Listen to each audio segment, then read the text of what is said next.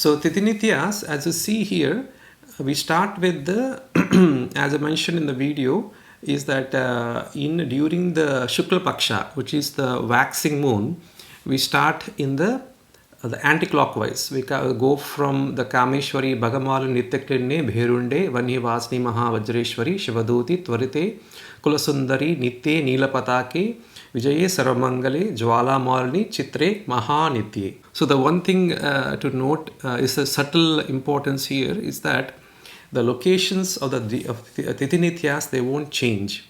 They always are the same in the triangle that we all have been practicing every day. The only one change is that when you do Krishna Paksha, you start from the backward. In other words, when I do the Shukla Paksha, right now Shukla Paksha, so here, this is fine, Kameshwari and ending with Mahanitye. But when you do in Krishna Paksha, the ideal and perfect way of doing the Tithi Nityas, at least addressing them while worshipping on the Siyantra, is we start with Chitre and we end with Kameshwari and then come to Mahanitye. Just because it's a kind of a different that will break the stotram is tough to explain, so they don't really go into these details, but this is the perfect way of doing the Tithi Nitya, because as I said, the deities don't change a position. It's just that from whom you start or worshipping is all that is changing, right? So right now, let's say I am in Krishna Paksha, waning moon, which means it's from full moon to the new moon.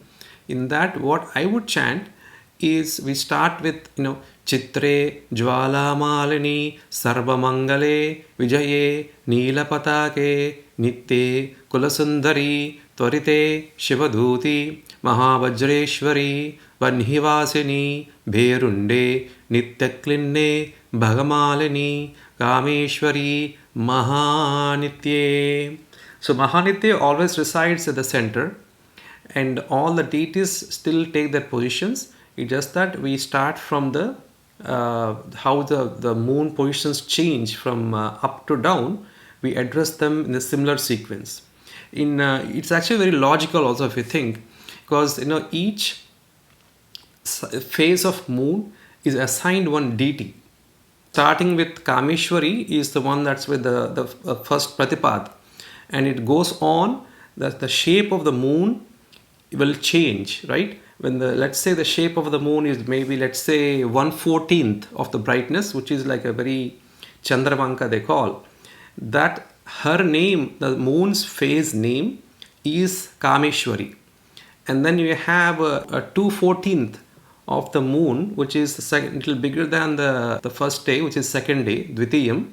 We have Bhagamalini as a residing the deity or the presiding deity for that Tithi. It goes on.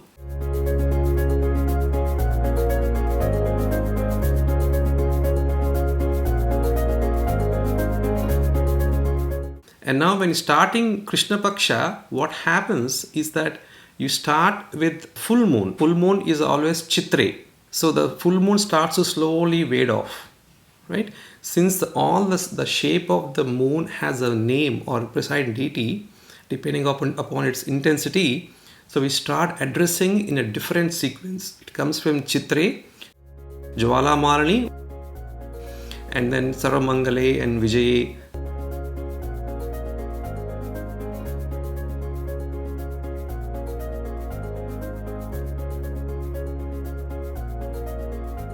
So in other words, the phase, the shape of the moon has specific name for Tithi Nitya. So we had to address in that sequence depending upon the Tithi.